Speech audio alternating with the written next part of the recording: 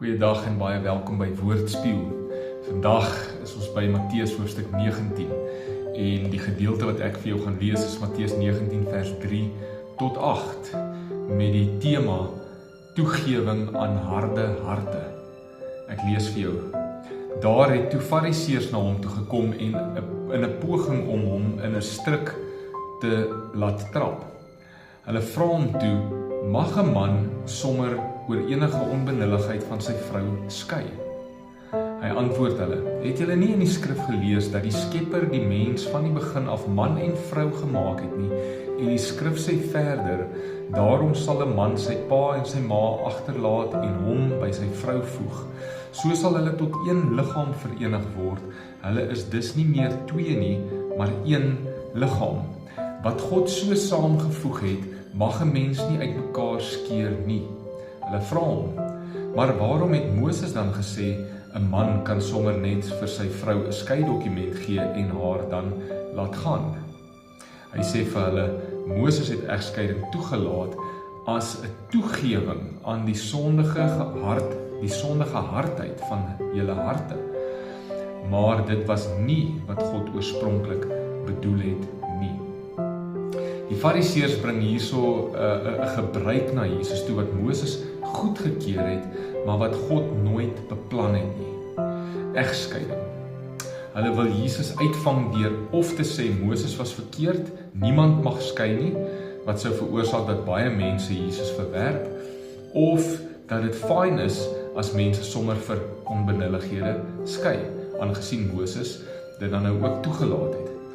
Jesus gaan egter na die hart van die saak toe, soos wat hy altyd gedoen het. Wat is God se wil? Wat was God se oorspronklike intensie met hierdie saak? Kom ons vat bietjie van die menslike gebruike en die tradisies weg en ons kom by die hart van die saak uit. God se skepingsplan is dat 'n man en 'n vrou wat trou, een is en nie moet skei nie. As gevolg van mense se sondige harte, misvorm ons egter dit wat God se plan was. En dan maak mense baie maal riglyne met God se wysheid om hierdie goed te bestuur sodat mense steeds gered kan word en herstel kan word, soos in hierdie geval met Moses en egskeiding. Hierin lê 'n stuk van God se genade. Dit word nie aanvaarbaar nie, maar God wys genade in mense se hardheid van hulle harte, sodat daar steeds 'n plan en 'n pad is na redding en verlossing en genesing en heelmaking. Nou daar's baie sulke situasies vandag waar mense funksioneer op maniere wat God toelaat as 'n toegewing, maar dit is nie sy oorspronklike plan nie.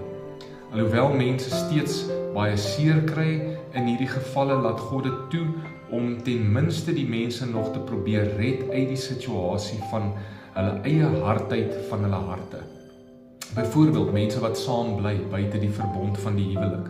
Dit is nie God se plan nie, maar hy gee toe omdat mense se harte sondig is en hy hoop om hulle harte te draai en om hulle daaruit te red.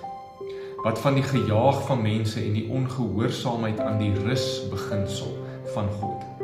Ons leef so en God is genadig, maar dit is 'n toegewing as gevolg van ons sondige harte. Dit bring skade, dit bring seer, maar God wil ons rig na sy lewe van balans. Wat van my ouerskap? Wat van hoe ons kerk hou?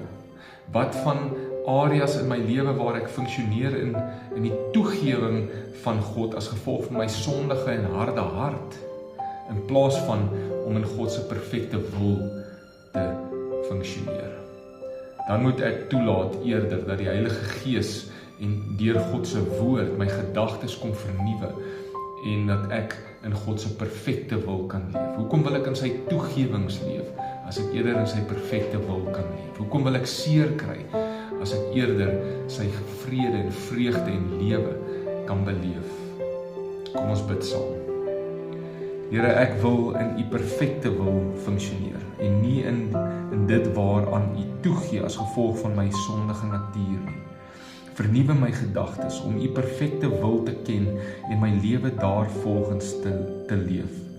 Ek wil nie kyk waarmee kan ek wegkom nie Ek wil so na aan U wil leef as wat ek kan, al is dit hoe vreemd in hierdie wêreld. Amen. Deel hierdie met iemand wat dit vandag moet hoor. Moenie net like nie, share dit ook. Kom ons sien mekaar weer 'n volgende keer.